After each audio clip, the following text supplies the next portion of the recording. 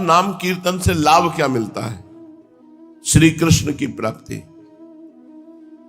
समस्त पापों का नाश, भगवत ज्ञान, जो चाहोगे मिल जाएगा। इतनी बड़ी बड़े बड़े योगियों में स्थिति नहीं पाई गई जो नाम जापकों में पाई गई। नाम जापकों में बहुत बड़ी सामर्थ्य पाई गई है। बड़े बड़े सिद्ध चमत्कार श्री रैदास जी के कठौता से ही होता था। बस वो नाम जब करते हैं तो दिव्यता थी उनके जल में, जिससे चमड़े का धोवन कहते, वो दिव्यता थी जो बड़े बड़े तीर्थों के जल में दिव्यता नहीं, क्योंकि नाम जब करते रहते थे। कबीरदास जी के रोम रोम में दिव्यता थी, नाम जब करते थे। बड़े बड़े भक्तों के महान ऐसे अद्भुत चरित्र आए जिनमें नाम जप की महिमा प्रकाशित होती है। तो ऐसे लोगों की बातें मत सुनो जो भगवत विमुख है। नाम कीर्तन से, नाम संकीर्तनम यस्य सर्व पाप प्रणाशनम, समस्त पापों का नाश हो जाता है।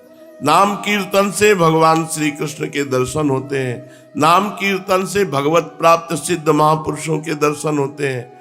नाम कीर्तन से परमानंद की बाढ़ आ जाती है। अपने आप में नाम पूर्ण, तुम्हारी राग ध्वनि से कोई लेना देना नहीं। आप आराम से गा, राधा राधा राधा राधा। जब तुम्हारे आंसू आने लगे, ध्वनि का मतलब है हमारी ध्वनि प्रभु के लय में डूब जाए। हमें दूसरों को थोड़ी दिखाना है कि कोई हमारे आगे वाह वाह कहे, ऐसा नहीं है। नाम ध्वनि का मतलब है कि हम पुकार रहे, पुकारते पुकारते रोने लगे, तब माना जाएगा कि नाम कीर्तन हो रहा है। गले की एक एक नस फूल जाए, चेहरा लाल हो जाए, नाम कीर्तन से अश्रु चलने लगे, ये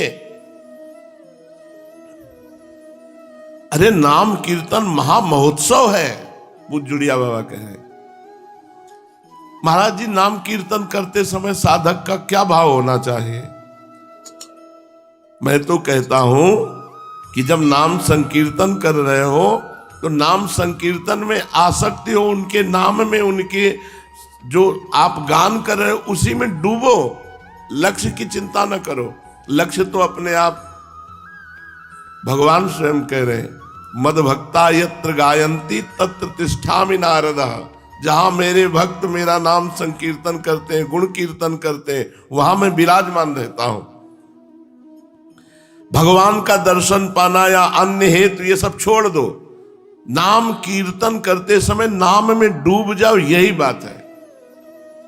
पूज्य संकीर्तनिया बाबा जो अपने हित धाम में आते थे, वो श्री जी के पास चले गए। आधा घंटे के बाद कहते थे अब तो हम गर्म हुए। आधा घंटा जब राधा नाम कीर्तन करके थे, अब हम गर्म हुए, अब हमें रोकना नहीं। घंटा 2 घंटा राधा राधा राधा राधा, ये तब नशा चढ़ता है। कीर्तन का स्वरूप है समा बंध जाए, जो ध्वनि पकड़ो उसी को लय उतार चढ़ाओ, उसी में समा बंध जाए। हित धाम में एक बार नाम कीर्तन करवाए तो कुछ महतजनों को बुलाया गया था। क्या आप बताएं, पूज्य गुरुदेव भगवान और भी आचार्य प्रवर आकर शाम के बैठते, ऐसी ऐसी ध्वनि की रोए बिना रहा न जाता। बंशी और वो सारंगी और मृदंग और झांझ मंजीरा, 5 लोगों का एक बैच होता, और हर बैच में ऐसे कलाकार थे कि जब राधा आलाप करते तो रोम रोम पुलकित हो जाता। जब उसमें घुस के कीर्तन करे तब होता है। कीर्तन का मतलब है कि हम तन्मय हो रहे हैं, और अन्य संगीत मृदु बाजने चाहिए। नाम कीर्तन से जोर आवाज संगीत की नहीं होनी चाहिए, संगीत दबा हुआ होना चाहिए। नाम कीर्तन उच्च कोटि के स्वर से, उच्च स्वर स्तंभद सर्वदैव, ऊंचे स्वर से गान करे। कोई भी संगीत गायन से ऊपर नहीं होना चाहिए, ये एक प्रक्रिया है। अगर संगीत गायन से ऊपर होगा तो केवल संगीत ही बजेगा, नाम ध्वनि का आनंद नहीं आएगा। संगीत मृदु और दबा होना चाहिए, और नाम कीर्तन उच्च स्वर से होना चाहिए।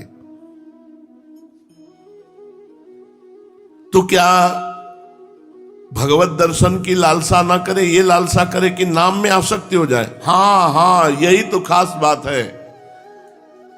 भगवान के दर्शन से भी बढ़कर है भगवान के नाम में प्रीति हो जाना, आसक्ति हो जाना। दर्शन तो छोड़ेंगे नहीं, हर समय आपके पास बने रहेंगे। आप नाम में आसक्ति तो कीजिए। साधक को दर्शन की परवाह नहीं होनी चाहिए, भजन की परवाह होनी चाहिए। भगवान तो दर्शन देने के लिए पीछे पीछे डोलेंगे। आप केवल नाम कीर्तन नाम जप में प्रीति कीजिए। बाबा कुछ लोग कहते हैं मन तो लगता नहीं, और बिना मन लगे यदि जिह्वा से हम नाम जप रहे हैं तो इससे लाभ होगा। अरे परम लाभ होगा, बाबा कह रहे। देखो, भोजन बिना भाव के पाओ, बिना मन लगाए पाओ तो पेट भर जाएगा ना। ऐसे ही बिना भाव लगाए बिना मन लगाए नाम जप करोगे, भजन करोगे तो भगवत प्राप्ति हो जाएगी। पूज्य पादुड़िया बाबा जी कह रहे, बही खाते का काम में मन ही नहीं लगता, मानसिक जपने का होता है, क्योंकि इतना लाभ। और मानसिक स्थिति है नहीं तो बहुत परेशानी आ गई। कल प्रश्न आया था तो हमें लगा कि नए साधकों के लिए ये बात सुलझाने की है, इसको समझना चाहिए। हमको कौन सा फल चाहिए, हमें कौन सा लाभ चाहिए। हम राधा बोल रहे हैं, यही परम लाभ है। अब हमारी स्थिति मानसिक नहीं तो वाचिक बोल रहे हैं राधा, उपांशु बोल रहे हैं। मानसिक जब पहुंच जाएंगे तो मानसिक पहुंच जाएंगे। हम अभी राधा बोले राधा मुख से, और हमारा शरीर छूटा तो राधा किशोरी को प्राप्त होंगे। और एक मानसिक राधा बोलकर शरीर छोड़ा तो वही किशोरी जी को तो प्राप्त होगा, कोई और किशोरी जी को। अजामिल ने मानसिक नारायण बोला था क्या, वाचिक बोला था नारायण, और भगवान की प्राप्ति हो गई। ये शास्त्रों में लिखा है महिमा मानसिक अधिक जपने के लिए कि वृत्ति बढ़े साधक की। बकाया कोई खास बात नहीं है। वाचिक उपांश मानसिक कैसे भी राम हरि कृष्ण बोलो, भगवान नाम आया तुम्हारा मंगल करेगा।